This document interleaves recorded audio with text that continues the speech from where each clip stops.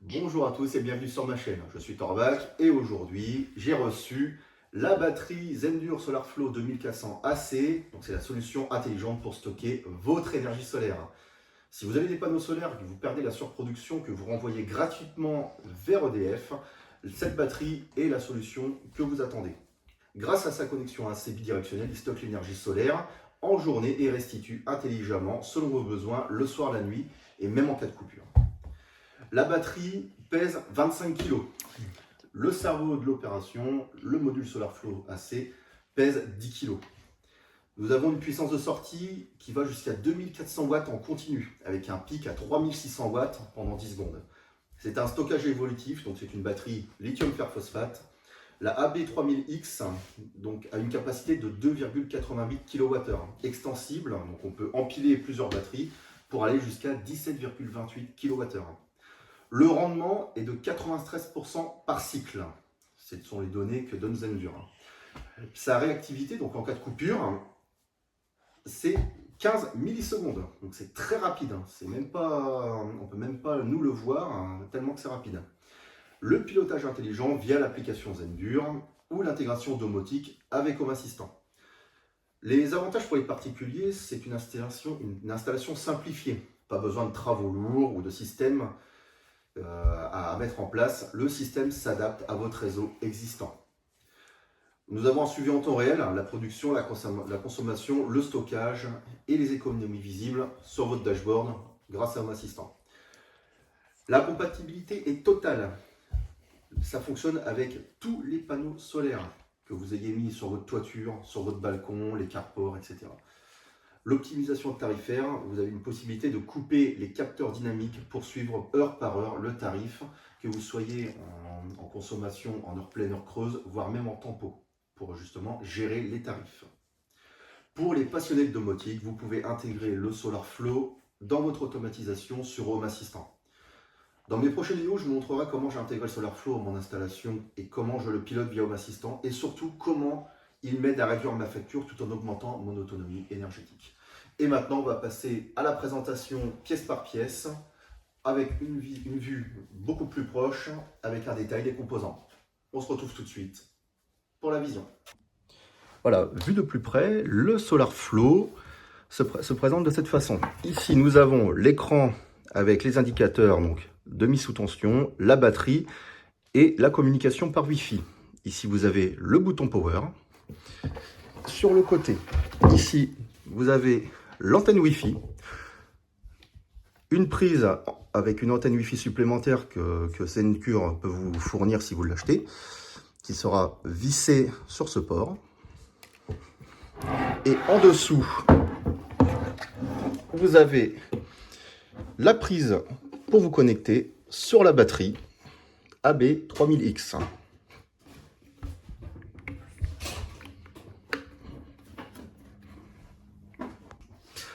De ce côté, vous avez la prise en off-grid qui vous permet justement de vous connecter s'il n'y a plus de courant.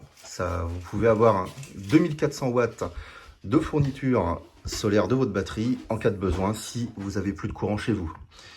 Et ici, c'est la prise pour connecter le SolarFlow jusqu'à votre prise domestique classique.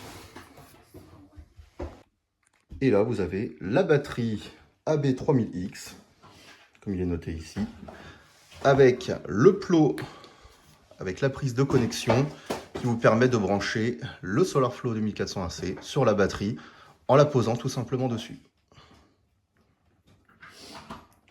Vous avez la même chose sous la batterie. Alors c'est un peu lourd. Vous avez la même prise juste là pour pouvoir empiler les batteries les unes sur les autres. Il n'y a pas de batterie mère. Le SolarFlow 2400 AC s'occupe de faire la partie centralisation, donc c'est le cerveau de l'installation. Donc que vous mettiez celle-ci en premier, au milieu ou en dernier, peu importe. Il y a une prise au-dessus et en dessous, quoi qu'il arrive. Si vous avez une prise, si c'est votre batterie que vous posez au sol, gardez bien le petit capuchon, car c'est la protection pour l'étanchéité de votre prise. Ça évitera d'avoir de l'oxydation et potentiellement de foutre en l'air votre batterie. Nous voilà maintenant sur l'application Zendur. Donc on peut voir ici le système d'énergie avec la puissance solaire. Donc aujourd'hui, forcément, là je suis à 0% car il est quasiment 22 heures. La consommation de la maison en temps réel, la puissance appelée du réseau électrique, la sortie totale quand la batterie est suffisamment chargée et que je peux renvoyer de l'énergie depuis la batterie vers la maison. Et ici, nous avons donc la batterie avec le nombre de watts renvoyés vers le logement et le pourcentage de batterie.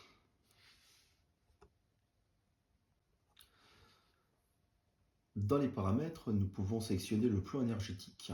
C'est-à-dire que là, je pourrais utiliser le mode Zenki. C'est une IA avancée pour optimiser la charge, la décharge et l'utilisation d'énergie selon les prévisions solaires. Donc, moi, ce n'est pas une option ou un mode que je vais utiliser. Moi, je suis plutôt sur le mode compteur intelligent qui ajuste la puissance de sortie selon les données du compteur intelligent pour moi, le 3CT. Il y a également le mode automatique. Si vous n'avez pas envie de vous prendre la tête, vous cliquez, c'est automatique et c'est l'application qui gère tout avec le Zendur 3CT. Vous avez également le mode prise intelligente qui vous permet de pouvoir décharger la batterie selon le nombre de prises connectées que vous avez connectées avec Zendur. Il y a également un mode charge de base que vous pouvez utiliser si vous voulez ajuster la puissance de sortie avec un programme suivant les horaires que vous voulez. Mais également un mode tarif électricité. Et bon, ça c'est pas tellement un mode qu'on peut utiliser en France, sauf pour ceux qui ont un abonnement EDF Tempo. Donc là, vous pouvez optimiser l'utilisation de l'énergie pour charger et décharger l'électricité au moment que vous le souhaitez ou que vous aurez paramétré. Dans les paramètres à la rubrique stratégique de distribution d'énergie, nous pouvons voir la priorité d'utilisation de l'énergie solaire. On voit qu'en priorité, l'énergie solaire part sur un usage domestique, ensuite va vers le stockage de la batterie, et ensuite part vers l'alimentation, vers le réseau électrique quand la batterie est pleine et qu'évidemment l'énergie solaire est plus importante que la charge de la batterie, surtout si on l'a paramétrée à 100% de charge comme je l'ai fait. L'export, on peut également paramétrer l'export du surplus d'énergie, c'est-à-dire que si on branche un système de panneaux solaires sur la prise connectée hors réseau, une fois que la batterie est pleine, donc est chargée à 100%, l'énergie supplémentaire n'est pas renvoyée vers le réseau. Les panneaux solaires se contentent d'arrêter de produire, tout simplement, ce qui permet justement de ne pas dépasser les 3 kW crête imposés par la législation pour une installation en autoconsommation.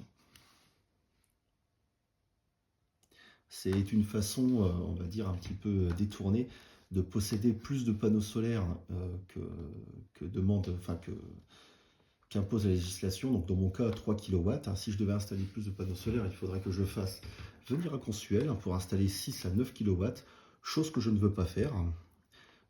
À l'avenir, j'installerai donc un deuxième système de panneaux solaires qui seront branchés directement à la batterie en mode hors réseau. Dans les paramètres de sécurité, vous pouvez choisir la puissance maximale de décharge et de charge de la batterie. Moi, j'ai laissé une installation à 2500 watts, parce que bon, comme nous sommes en hiver, et la batterie donc ne se recharge actuellement pas suffisamment pour pouvoir la charger à 100%. J'ai réussi à le faire 2 jours de suite, mais là par exemple aujourd'hui j'ai à peine gagné 3% qui ont été forcément déchargés dans la foulée dès que la pompe à chaleur s'est mise en route. Vous pouvez sélectionner donc la puissance de décharge, puissance maximale de décharge. Donc on peut aller de 600 watts jusqu'à le maximum 7200 watts.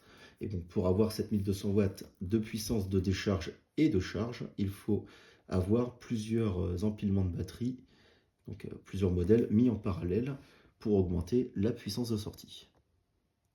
Même chose, la puissance maximale de charge va de 600 watts si vous voulez charger sur votre prise secteur jusqu'à 7200. Donc je rappelle que la norme NFC 1500 nous oblige à avoir une ligne dédiée par installation, donc c'est-à-dire une ligne dédiée pour les panneaux solaires, une ligne dédiée pour la batterie. pour éviter d'avoir des surchauffes de fils électriques et d'avoir un incendie par la suite, ou du moins, si on ne l'a pas, de le risquer, de risquer d'avoir de gros problèmes électriques et de probablement foutre le feu. Dans la rubrique de la sélection du pays, bon évidemment moi je suis en France, donc je choisis la France. On voit qu'on peut choisir l'Allemagne, l'Autriche, les Pays-Bas, la Suisse et la Belgique. Et qu'on voit que les États-Unis ne sont pas pris en charge.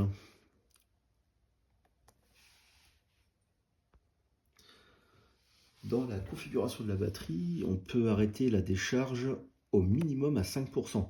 Moi, je ne vous le conseille pas personnellement, car je me suis rendu compte que pendant la nuit, donc où je ne tire pas sur ma batterie, car j'ai épuisé donc, la batterie suivant le pourcentage de décharge que je lui ai demandé, moi, je mets 20% pour l'hiver, et je me suis rendu compte qu'au petit matin, je m'en suis retrouvé plusieurs fois à 19 voire 18%.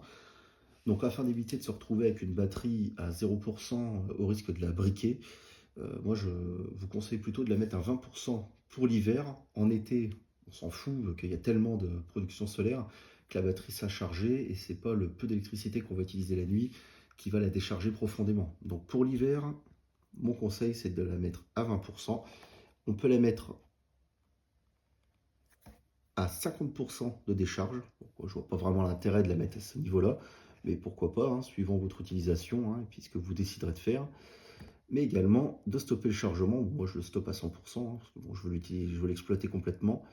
Et on peut stopper le chargement à minimum 70%. Donc, à la rigueur, on peut faire comme pour une voiture électrique.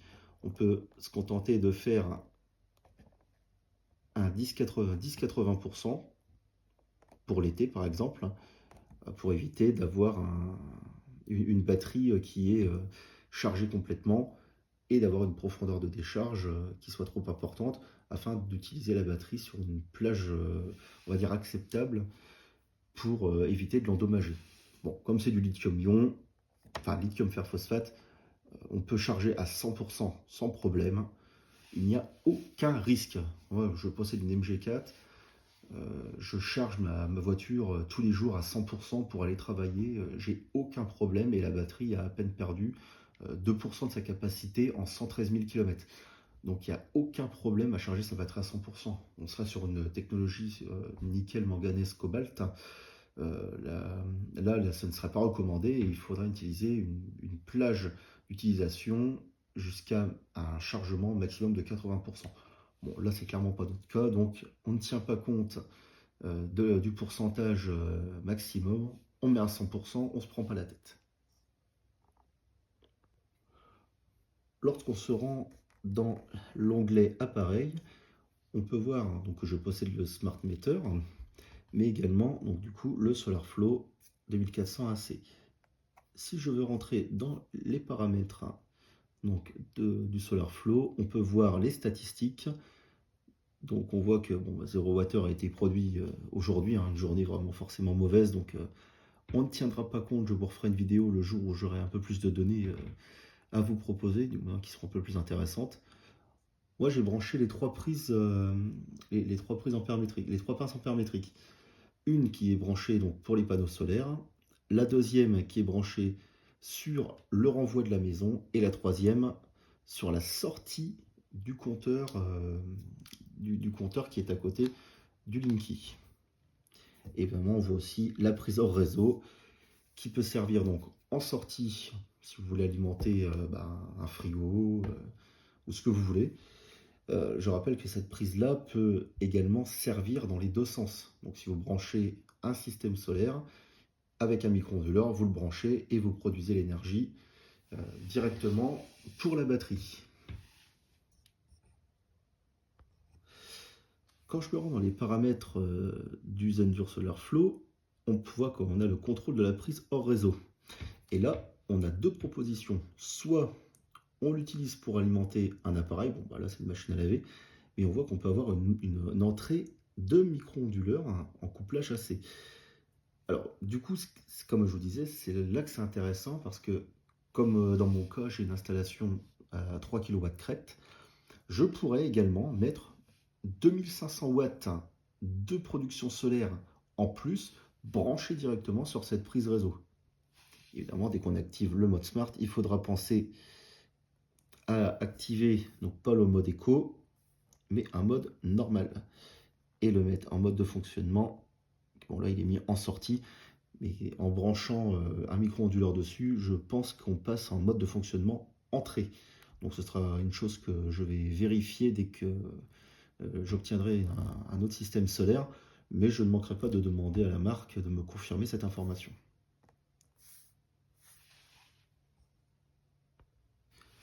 Une petite option qui est intéressante, surtout si vous branchez votre batterie dans votre maison et que par exemple vous la branchez dans votre chambre, on peut éteindre les lumières. Donc là, la batterie n'émet aucune lumière. Donc pour ceux qui ont besoin d'avoir une luminosité complètement nulle, donc une obscurité totale pour dormir, la lumière ne vous gênera pas. Bon, moi dans mon cas, je la laisse désactiver parce que la batterie est dans mon cellier, donc j'ai aucun intérêt à aller éclairer les araignées. Nous voilà arrivés à la fin de cette vidéo, donc pour la présentation du Zendur de SolarFlow 2400 AC. Je ne ferai pas de bilan de production solaire pour cette semaine, car j'ai préféré me concentrer sur la vidéo de présentation de la batterie.